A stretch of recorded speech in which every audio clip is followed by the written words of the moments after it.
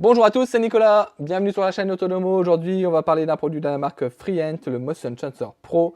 Donc on va voir tout ça ensemble, on va le tester sous la solution Home Assistant, voir un petit peu quelles sont les caractéristiques de ce produit, qu'est-ce qui remonte sous Home Assistant.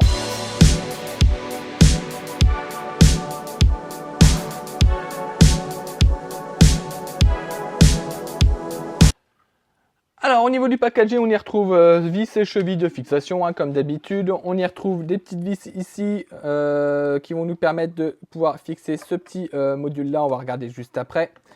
On a donc le capteur, on a le petit module là que je viens de vous dire, donc un petit pied.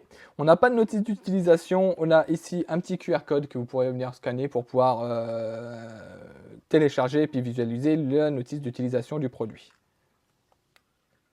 Donc ici, donc c'est deux solutions de fixation différentes. Donc ici, on a soit le petit pied qu'on vient insérer ici juste à l'arrière pour pouvoir poser le capteur ici à plat.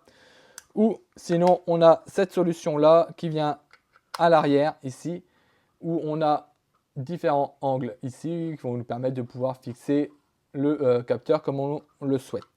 Ensuite, ici, comme je vous le disais, les deux petites vis qui sont dans le petit sachet ici, que l'on viendra serrer juste ici de chaque côté pour pouvoir positionner définitivement le capteur. Pendant que le capteur est ouvert, on peut voir qu'il fonctionne avec deux piles type triple A, hein, et donc qui nous sont fournis double A, pardon, qui nous sont fournis avec, donc ça c'est plutôt cool. On a le bouton appairage ici et le bouton le capteur de sabotage qui est juste ici, et le petit dôme de captation qui est juste là. Donc voilà, au niveau du packaging, donc il est plutôt complet. Il fonctionne en Zigbee, donc vous pourrez l'utiliser sous les solutions type Home Assistant, JDOM. J'ai essayé sous TUIA avec une passerelle TUIA, ça ne fonctionne pas. Donc voilà, c'est à savoir. Comme vous avez pu le voir, donc il fonctionne avec deux piles AA, donc qui nous sont fournies, ça c'est plutôt cool.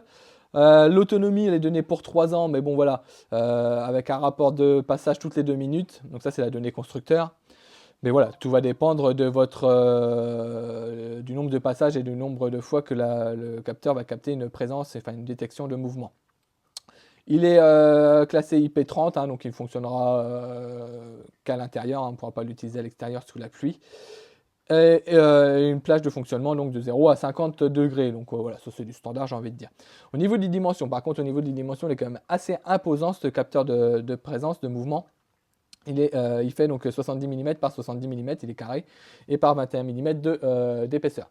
Donc voilà, il est quand même assez imposant, mais comme on va le voir, il a quand même des caractéristiques qui nous sont offertes avec ce capteur, plutôt intéressantes, et donc qui fait que forcément, plus il y a de caractéristiques, plus il y a d'options sur le capteur, plus le capteur va être imposant. Donc comme je vous le disais, hein, ce capteur de mouvement n'est pas un simple capteur de mouvement, donc forcément il fait capteur de mouvement, il a également la détection de luminosité, un capteur de luminosité et un capteur de température.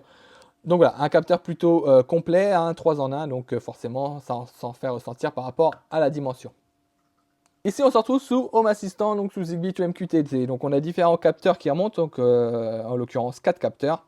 Donc, on a la luminosité, la manipulation, l'occupation et la température. Donc, clairement, donc, par exemple, la luminosité, si je viens le cacher, on va voir ici, hop, il descend tout de suite à 5 lux.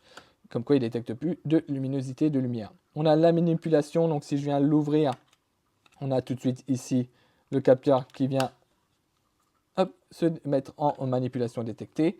On a l'occupation, donc là il me détecte, donc forcément détecté. On a la température, 24,1 degrés. Donc voilà, comme je vous le disais, hein, c'est un capteur qui est quand même relativement complet avec trois options, enfin trois capteurs en un. Donc c'est plutôt cool. Et dans les diagnostics, hein, bien évidemment, on retrouve la tension, le niveau, le pourcentage de la batterie. Donc ça c'est pareil, ça va nous permettre de faire un suivi et de pouvoir remplacer la pile à temps, enfin les deux piles à temps. Donc le fait qu'il soit 3 en 1, c'est un point positif hein, quand même, parce que vous allez pouvoir faire des automatisations un peu plus complètes, un peu plus poussées. On va dire par exemple, sur une détection de mouvement, vous allez vouloir allumer la lumière. Mais si vous n'avez pas de détecteur de luminosité, la lumière va s'allumer dans la journée également lorsque le capteur vous détectera. Là, vous pourrez mettre la condition, s'il y a un taux d'éclairement de X lux, la lumière reste quand même éteinte, même si tu me détectes. Enfin voilà, on peut faire des automatisations un tout petit peu plus poussées, un petit peu plus complètes grâce aux 3 détecteurs en un du capteur.